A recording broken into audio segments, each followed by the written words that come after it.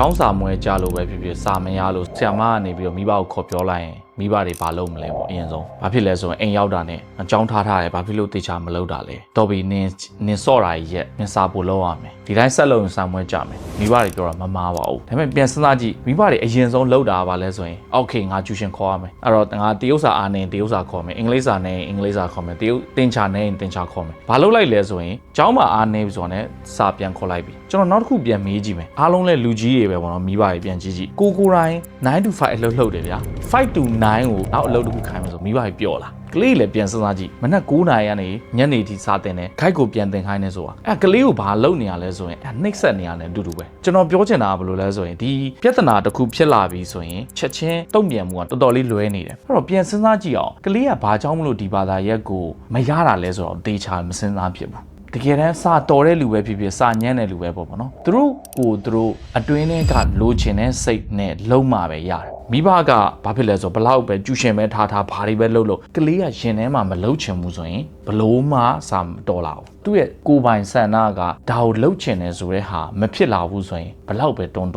မဖြစ်ဘူးအဲ့တော့ဒီအတွင်းထဲမှာရှိနေတဲ့ဆန္ဒကိုဘယ်လိုမျိုးလှုပ်ဆော်ရမလဲဆိုတဲ့ဟာကိုအားလုံးမေးကြမယ်ပေါ့နော်အဲ့တော့တကယ်နဲ့အဲ့လို note ထော့ဖို့တခုဆိုတာဘာလဲဆိုရင်မိဘနဲ့ကလေးကြားမှာရှိတဲ့ relationship ကောင်းမှုလို့အဲ့ relationship ကောင်းမှုဆိုတာဘာလဲဆိုရင်ပြောဆိုဆက်ဆံမှုလိုအပ်တယ်ဟုတ်လားတသားတော်လာပြီးတသားလှုပ်ချင်တဲ့ဟာလေးတွေရနိုင်တယ်ဆိုတဲ့ပြီးရင်တသားဘယ်နာလေးမှာတင်ချမရတာလဲဘယ်နာလေးမှာအားနည်းနေရလဲကျွန်တော်တို့တူတူသွားကြည့်အောင်အဲ့လိုမျိုးပြောတာနဲ့ခုနလိုမျိုးနင်ဒီလိုမျိုးဖြစ်နေပြီးနင်ဘာလို့မလုပ်တာလဲ guide ဆရာမနဲ့တေချာလုပ်ရမယ်နင်ခုရနေတဲ့အခွင့်အရေးတွေအကုန်လုံးပြောရတဲ့ဘာကွာလဲပြောဆိုဆက်ဆံမှုမကောင်းရင် relationship မကောင်း relationship မကောင်းရင်အဲ့ကလေးကဘာဖြစ်လဲဆိုရင်အရန်ကြောက်တော့မှာပြောရရင်ဗျာတင်ချာကြတာအင်္ဂလိပ်စာကြတာအခုကြတာဘာမှမဖြစ်ဘူးဘွားမှတေလည်းမတေသွားဘူးဘာမှလည်းမဖြစ်သွားဘူးအောင်ရင်လည်းအေးရလို့လည်းဘာမှမဖြစ်ဘူးဒါပေမဲ့ဒီကလေးက